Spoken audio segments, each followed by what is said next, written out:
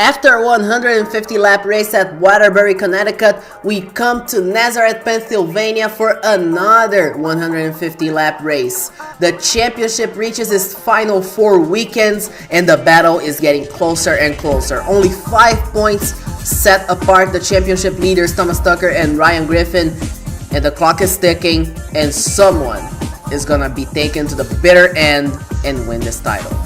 Let's go trackside for the start of the race. Leading the field to the green here in Nazareth is Jamal Schmidt. He's attempting to get back into the direct championship contention. On his outside is Kellen Rogers-Ashby, who's also going for the same objective. However, she can also look at the Rookie of the Year battle. She is leading that by a very hefty difference. Jack Patterson starting on the Brown 14, which we are hearing may get a new sponsorship. In the meantime, championship leader Thomas Tucker running in 11th place. He's trying to maximize his difference once again. He lost a lot of points last weekend. The first incident comes as Thomas Culler gets into the back of Andrew Atwood, makes contact with Mac Henley, who started in the back of the field, sends him around. After a quick pit cycle, Jamal Schmidt leads the way over Riley McKee and Thomas Tucker. Flannery Moore running in the 4th position. Tom Cow running in 5th. Very good start for Tom Cow. Siobhan McLean and Charlie Smith are very strong out there. McLean started losing a lot of positions in the last lap, but a very good restart. The car is not strong. Rocky Mountain Racers is all but confirmed to not return next year. They just haven't had a good season. This compounded with the problems from last season just meant they would not be in a position to return. In the meantime, the only man that can pose a threat to Thomas Tucker at the moment, Ryan Griffin, not having a good start, running in 29th. On lap number 11 of 150, leading the way is Jamal Schmidt, but here comes Tom Cow on the inside, makes contact and goes by. We haven't been hearing much from the Young Motorsports team. We have been hearing even less than the usual, and everything points out to them not actually returning. However, we're gonna have to check upon that as the season ends. Lap number 14, Andrew Cross currently running in 22nd, one of the biggest gainers in the last few laps. Kellen Rogers-Ashby has fallen to 19th, one of the biggest losers. On lap number 19, here comes Riley McKee on the inside of Jamal Schmidt, who recovered the lead after Tom Cow. He comes and takes the first position from Jamal Schmidt and is going to lead the way from now on as he crosses the line. Jeb Lacey and Siobhan McLean make contact, and Jeb Lacey goes around in the back of the field, second caution of the race. Jamal Schmidt's gonna lead the field to the green on lap number 27. Green flag is in the air, and he has Danielle Berrios, Lucia Harper on his side as they are laps down. Danielle Berrios had a tire going down as Grant Carsons makes a move for the lead using Berrios as a pick, and here comes Carsons. Carsons takes the first position. Lucia Harper trying to recover her lap, however she just isn't fast enough as Emma Young is right behind her. In the meantime, Emma Young now gonna attempt to make a move on Grant Carsons. Taylor Matthews right behind her, trying to win a race. She has had a very difficult season and she just hasn't won. She won the title and wasn't even close this time around. She's gonna try to recover it, but seems like it will be very hard for her to even finish in the top 10 in the standings at this point. Emma Young leads the way as we open lap number 30 of 150. As she is chasing Danielle Berrios and opening a very hefty difference over Grant Carsons. Carsons is trying to catch up but can't. Taylor Matthews has taken second place. Joe Rodriguez is going after Grant Carsons for that position. Here comes Emma Young on the inside of the number 18. And there goes Emma Young. In the meantime, Lucy Barnton working her way forward. She's now running in the 6th place, trying to win a race or have just a good result for once. Most of the time she gets wrecked when it's not really her fault. She just gets eliminated for no reason, and this has been hurting her morale a lot, but every time she has a good run she gets a little bit happier as Taylor Matthews is going to use Danielle Berrios as a pick. She almost goes around on lap number 34. Coming to lap number 35, Taylor Matthews has taken the lead of the race with the help of the lap car of Danielle Berrios, and she's going to lap him. However, Emma Young 2 laps later doesn't get phased by that move from Taylor Matthews and reclaims the first position as Danielle Berrios and Taylor Matthews make contact once again. Matthews gets freed. On lap number 48, here comes Joe Rodriguez to the pits Together with him is Jack Patterson and Andrew Atwood. And then on the following lap, as you can see, Flannery Moore is together with Jack Patterson. On the following lap, in comes Lucy Barrington. Barrington is in the pits. And soon enough, you're gonna see Lexi Person coming in as well. And Ryan Long, save it, son, keep it in the gray stuff, take it out of the green, and he almost impacted the pit wall. That could have ended much, much worse. As Emma Young comes into the pits with Kellen Rogers-Ashby, among others, the rest of the leaders. As Alexis women, sorry I confused her with Andrew Atwood, they are driving the same car this season. They make contact with Ryan Long and Ryan Griffin. There goes Alexis women around, and here comes Jeb Lacey into the back of the number 39. Hard hit for Jeb Lacey completely. I don't know what he was thinking. I think he thought the middle would be free, but it wasn't, and he is done for the day. Leading the field to the green will be Mac Henley. He has Allison Smith right behind him. Mac Henley was a big gainer given this crash was in the middle of the pit cycle, so he capitalizes after spinning around. Green flag is in the air for Mac Henley, and he already opens over Tammy Barton, who's currently running in second place. Taylor Matthews running in third, following him closely as Alexis Women is back there. And Alexis Women, 30th place, a lot of damage on the 39. She's going to return this time on the number 52, and she just had a lot of difficulties as we enter lap number 70 of 150, closing into the halfway point. This has been a very, very, very calm race, and she's just going to try to retain the position as best as she can. As Mac Henley continues to lead the way, Tammy Barton trying to follow him closely, trying to lap Allison Smith Jr., who had a very, very difficult season. She's going to get some sponsorship next year, so we hope they can get more funding and better results, as Kellen Rogers-Ashby just got into the back of Trey. That is not good. That's a bit of a marital dispute, as we would call it here. As Mac Henley leads the way, Ryan Griffin has worked his way up to second, with the entirety of the pit cycle being crazy. We had another pit cycle and Mac Henley retained the lead, but Ryan Griffin gained a few positions by pitting for only 2 tires, and he goes on the inside of Henley with the help of the 93 of Andrew Cross and the 75 of Grant Carson's. Contact! They make contact, Griffin and Henley, and both are going to lose a lot of positions as they're stuck on the outside. Here comes Thomas Carter, here comes Luke Lanigan, and here comes the rest of the field. Big problems for Mac Henley as Grant Carsons now takes the first position. Taylor Matthews is right behind him as we're going to enter lap number 79 of 150. Taylor Matthews trying to have a look as the 75 laps, the 18 of Danielle Berrios. Here comes Taylor Matthews attempting to make the move. Is that going to be enough? Seems like it will. On the following lap, she'll get it. She'll be able to make it through in the back straight away. Tammy Barton currently running in the third position. Very strong run for the Bitter Pills driver.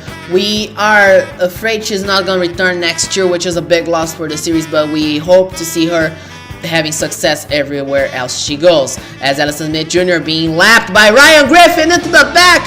She hits Joe Rodriguez. Big contact. Griffin around. Big hit for Jamal Schmidt, Kellen Rogers-Ashby, and Julia Ashcroft. Hard contact. They make contact, Ryan Griffin and Allison Smith Jr., Andrew Caldwell. Jamal Schmidt hits the Armco barrier, and it's a lot of damage for Jamal Schmidt, Kellen Rogers-Ashby, and Ryan Griffin, and Joe Rodriguez, which are actually 4 of the main contenders. Kelly Ashcroft also involved, so the 5 main contenders to Thomas Tucker's championship are with a lot of damage or done for the day. Big contact on lap number 80 as Grant Carsons leads the field to the green on lap number 86. Thomas Tucker must be laughing under that helmet because he's going to be able to open a big gap on the championship should he win this race. As they make contact, Connie Brooks, she sends Grant Carsons around. It's another big one right after the restart. Large hit, big contact. Once again on the slow motion, Connie Brooks takes Grant Carsons around. Lucia Harper could not avoid it. Danielle Berrios hard hit for him. Lucy Barton once again involved in a crash that is not her doing after having a very good start. Riley McKee, big contact. Luke Lanigan, big contact. Andrew Caldwell gets involved in another big one. Let's go together with Lucy Barton. Danielle Berrios just veered in front of her. There was nothing she could have done. Once again, every time she gets involved, it's because everyone else is driving like a dumbass. Sorry for the term. As you can see, Connie Brooks gets into the back of the 75, sends him around, and then all hell just breaks loose in front of the leaders. The second consecutive big crash here in Nazareth. We are having the makings of a crash fest after a very, very calm start. Lee Schmidt's gonna benefit the most out of it as everyone around him wrecked, so he takes the first position. As he willingly takes the first position as Emayan restarts in second. Third place back there is Charlie Smith. Very good restart. He's gonna carry the flag for Ashcroft Family Racing as Thomas Tucker is stuck in the back of the field. And as you can see, Lonnie Rollins gives away space for everyone else. As Emayan on lap number 92 would already try to make the move on the number 43. She's gonna try to make it happen. Seems like she will actually be able to make it happen, and she's gonna take the first position as there is a big goggle of cars back there. Joe Rodriguez is back there, Lexi Percy, and there's contact! Ryan Long into the back of Taylor Matthews, big contact, Grant Carson's Flannery Moore involved, Taylor Matthews and Lexi Percy involved. Sioba McLean got sent around by that for no reason at all. Ryan Long, this is the first crash he creates, and that involves 5 cars, so if it's the start of a crash fest for him, great job. Connie Brooks capitalizes on it, takes the lead after wrecking the leader on the last couple of crashes. That's not a very good. That would be a very controversial result should she win. I don't know if the officials are going to take the matters into their own hands and try to punish people. Wouldn't be surprising if they did. If they did punish Connie Brooks. I don't know if they would punish Ryan Griffin because Griffin actually eliminated himself out of it.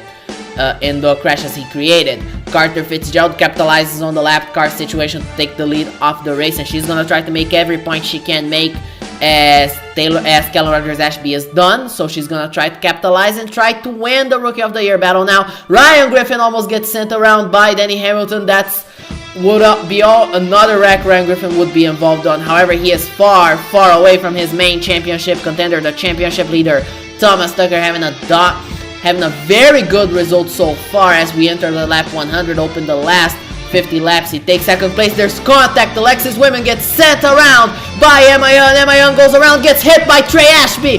Sioba McLean, Riley McKee, Emayan, Lexi Percy. Taylor Matthews gets involved once again. Ryan Long gets involved once again. Big contact for Thomas Culler. Another caution.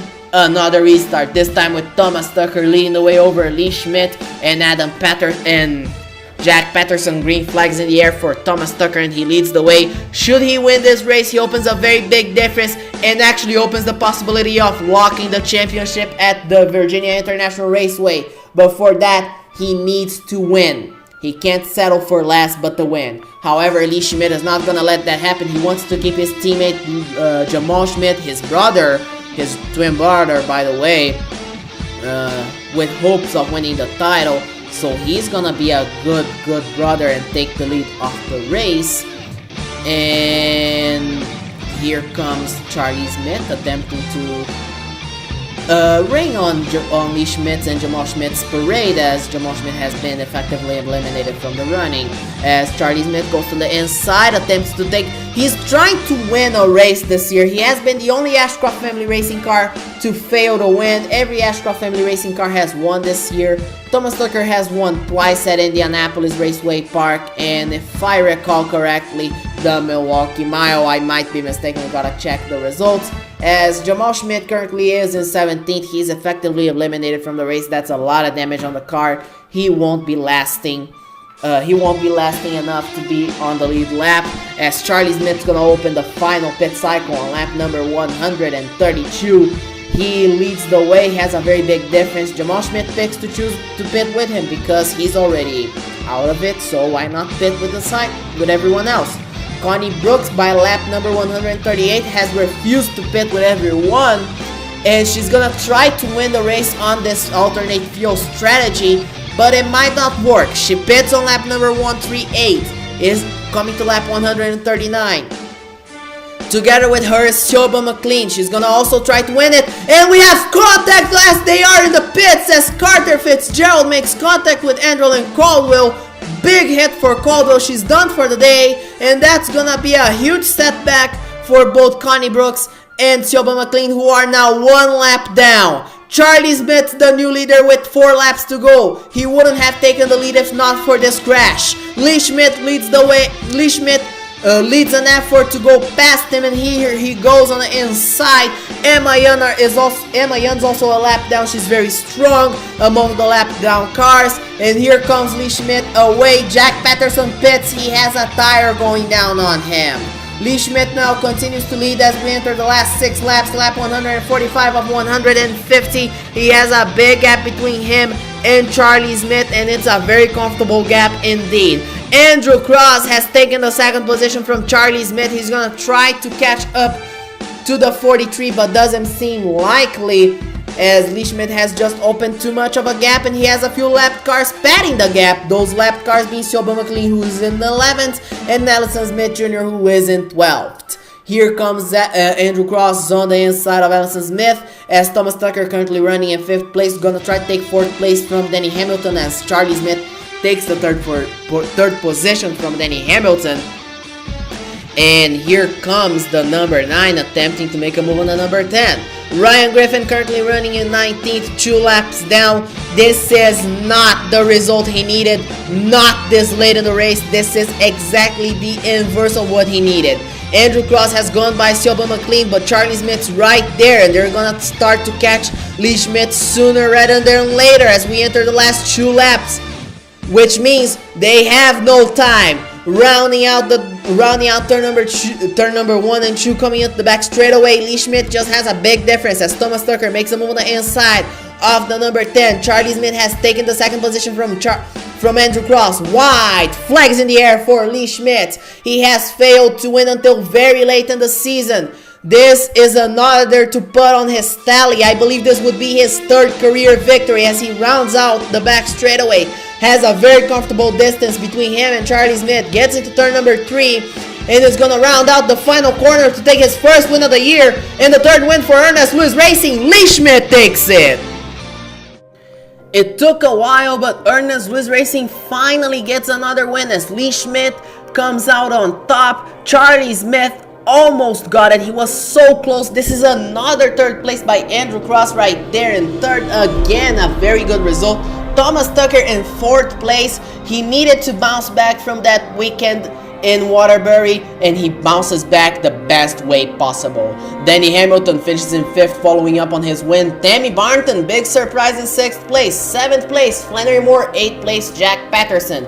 Connie Brooks finishes in 9th, and it's another big surprise as Siobhan McLean ends in 10th place after surviving the carnage.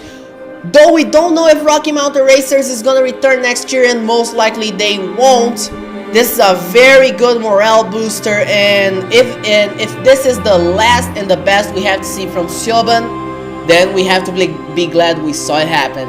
As Allison Smith Jr. finishes in 11th place, finally a good result from her. She had a very, very hard season as Grant Carsons closes the top 12. The championship standings now see Thomas Tucker opening a gap once again over Ryan Griffin. 23 points separate them. Joe Rodriguez has fallen 36 points behind. Jamal Schmidt 39 points behind. Callum Rogers-Ashby and Andrew Cross now join the top 6. The Rookie of the Year standings now have Callum Rogers-Ashby effectively eliminating 4 drivers of the top 6, as Cassandra Collins, Tina Ashby, Ryan Long, and Emily Potvin are all officially out of mathematical contention. Carter Fitzgerald needs to work hard and work a lot to have a shot at taking the battle for Rookie of the Year to Las Vegas, but she's gonna depend on Rogers-Ashby having a complete collapse. The team's championship standings now officially rounds out Langan Auto Group, Kane Enterprises, AJA Racing, and Ernest Lewis Racing out of the battle.